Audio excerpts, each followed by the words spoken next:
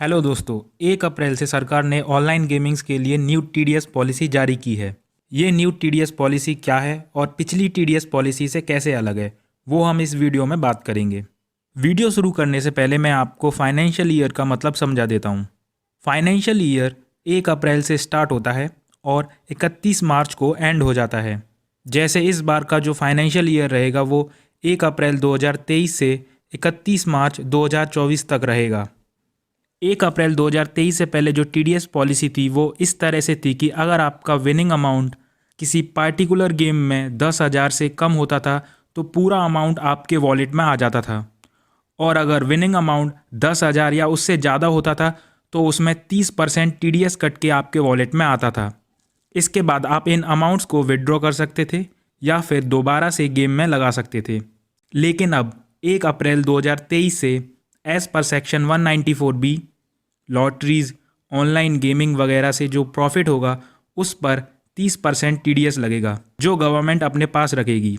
अब जो new TDS policy आई है उसमें विनिंग अमाउंट 10,000 से कम या ज़्यादा है उससे कोई मतलब नहीं है। अब आपके सिर्फ प्रॉफिट पर 30% टीडीएस कटेगा, फिर वो प्रॉफिट अमाउंट कितना भी हो। न्यू टीडीएस पॉलिसी में विनिंग्स के टाइम कोई भी टीडीएस नहीं कटेगा।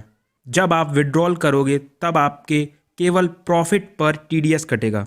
अगर मैं इस न्यू टीडीएस पॉलिसी को एक लाइन में समराइज़ करूं तो ये है कि एक फाइनेंशियल ईयर में ऑनलाइन गेमिंग से जो आप प्रॉफिट अर्न करते हो उस पर 30% टीडीएस लगेगा, और अगर आप कोई प्रॉफिट अर्न नहीं करते या लॉस करते हो तो कोई टीडीएस नहीं लगेगा। केवल जब आप प्रॉफिटेबल होगे तब ही सिर्फ आपके प्रॉफिट पर टीडीएस कटेगा।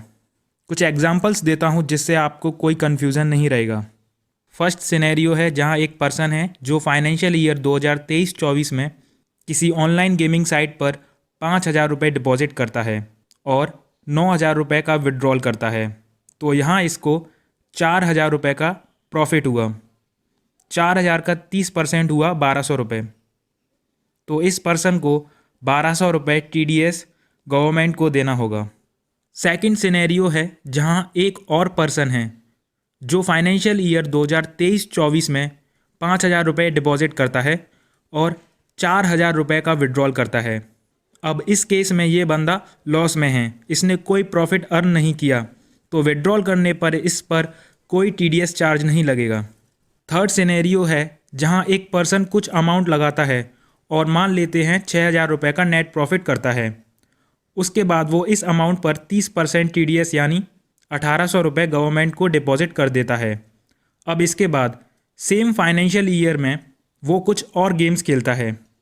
अब अगर उसका नेट प्रॉफिट इन सभी गेम्स का इंक्लूडिंग दिस गेम 6,000 से ज़्यादा है तो जितना अमाउंट 6,000 से ज़्यादा है अब सिर्फ उसी पर टीडीएस पे करना है, क्योंकि 6,000 के प्रॉफिट पर वो ऑलरेडी पे कर चुका है।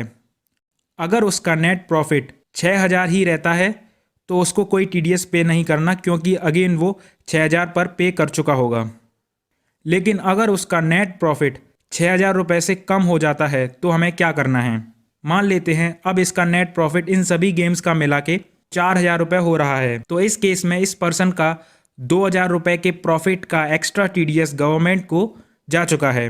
तो ये पर्सन फाइनेंशियल ईयर के एंड में इनकम टैक्स के पोर्टल पर जाके ITR फाइल कर सकता है और फिर 2,000 रुपये का 30% यानी 600 रुपये जो एक्स्ट्रा पेड हैं वो उसको रिफ़ंड हो जाएगा। दोस्तों, एक आखिरी चीज़ और बताना चाहता हूँ कि फाइनेंशियल ईयर के एंड में किसी गेमिंग साइट के वॉलेट में कुछ बैलेंस अगर आपका रह जाता है तो 31 मार्च को उस बैलेंस पर टीडीएस कट के रिमेनिंग बैलेंस फिर से आपके वॉलेट में आ जाएगा।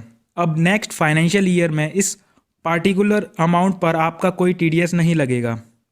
I hope new TDS rules को लेकर मैंने आपके सभी डाउट्स क्लियर कर दिए होंगे। फिर भी कोई डाउट है तो आप कमेंट करके पूछ सकते हो। क्या आप गवर्नमेंट के इस न्यू रूल को लेकर खुश हैं या नहीं? कमेंट सेक्शन में मुझसे अपना ओपिनियन ज़रूर शेयर करें। वीडियो अच्छा लगा हो तो इसे लाइक करें और ऐसे ही इन्फॉर्मेटिव वीडियोज़ के लिए चैनल को सब्सक्राइब करें। इस वीडियो में इतना ही, मिलते हैं किसी दूसरी वीडियो में।